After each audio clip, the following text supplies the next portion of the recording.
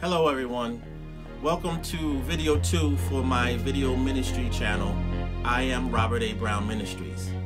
Last week I came before you and I shared about my early testimony of getting the miracle of being healed from dyslexia and then going on to be a perennial honor student. This week I want to share with you what happened after that and as I went into my teenage years and all the experiences I had.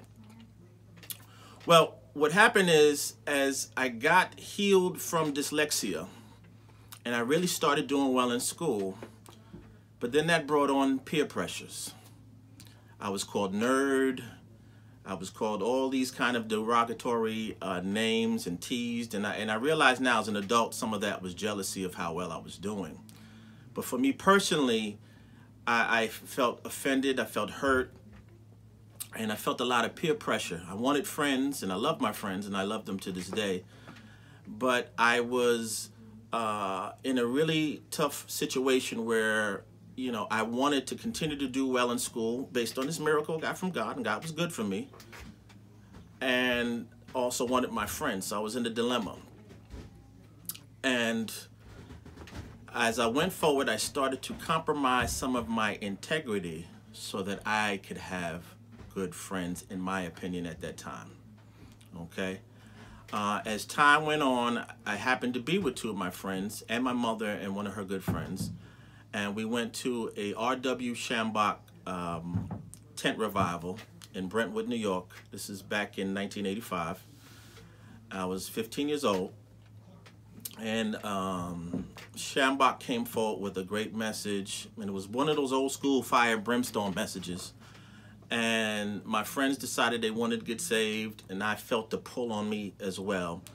So we went up and we gave our hearts to the Lord. And that's in the church vernacular, that's what's being called saved. All right, you're saved from damnation, and now you have a relationship with God. So now we were saved, the three of us, but I knew in the back of my mind, how am I going to deal with this peer pressure? And I succumbed to it, and from the ages between 16 and 19, I gave into the sex, the drugs, and the alcohol, and all that came along with being accepted and being a part of the crew, so to speak. And like I said, this is no fault of my friends, anything. I love them to this day. It's just a choice I made because I wanted to be accepted. So I take all the responsibility upon myself. But I got involved in all these things. And although I was a Christian in name only, my lifestyle did not reflect that. So I got involved in all these immoral acts between that time. But the funny thing about that time is the more I thought I was doing things to be accepted and being liked by my friends and those around me, the less I became happy on the inside. I was empty on the inside, although I was doing these immoral things. And as I got to that point, I started to get into a little bit of depression because these immoral acts, the sex, the drugs, the alcohol, weren't filling me. They weren't making me happy. And I had the friends, and I got the nickname Robbo, and all these things that I thought were what I wanted really weren't. And I even got to the point where I had an STD. And that really scared me because at that time in the 80s, AIDS and HIV were big things. And I got to the point where I really felt like I'm at the end of the road. I'm at my rock bottom. And I remember my mother writing me a letter when I was in college, telling me that there was more to life than I had experienced and that there were big things that God had in store for me, and it made a big impact on me. I still kept going and doing what I was doing after the letter, but it did etch a big impression upon me. In the summer of 1989, I really hit rock bottom. I was 19 years old. I was at the end of my 19-year-old age, and I finally surrendered to God, not just being a Christian in name, but I wanted to be a Christian in practice in my daily lifestyle as well. And I went to our church because during my teenage years, I would go to church like on Easter or Christmas or things like that. I wasn't a heavy practicing Christian. But I went to our church and I surrendered my life totally to God at the age of 19. I was 19 in about 10 months.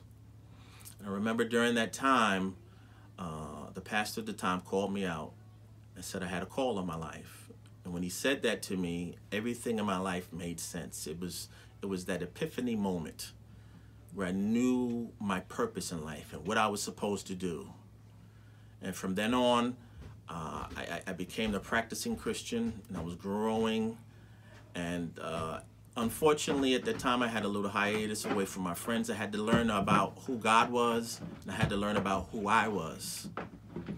So I needed some time to myself. So I didn't hang out with my friends quite as much as I used to, but I was learning to get to know who I was. And I was going from a sidekick to someone who could stand on his own and be a leader. But that call on my life was a big deal. I didn't answer it for 10 years, but it was a big deal, and it helped propel me to knowing who I was and why I was placed on the earth. So that's the end of video 2 for my ministry channel. I hope you enjoyed it. I hope it inspired you in some way. The last video on my testimony, at least, video 3, will be next week, and I'll get into more about how I've adjusted as an adult to being a Christian, how I met my wife, so on and so forth. So I look forward to seeing you in the next video. God bless you. God loves you. I love you. And have a great day.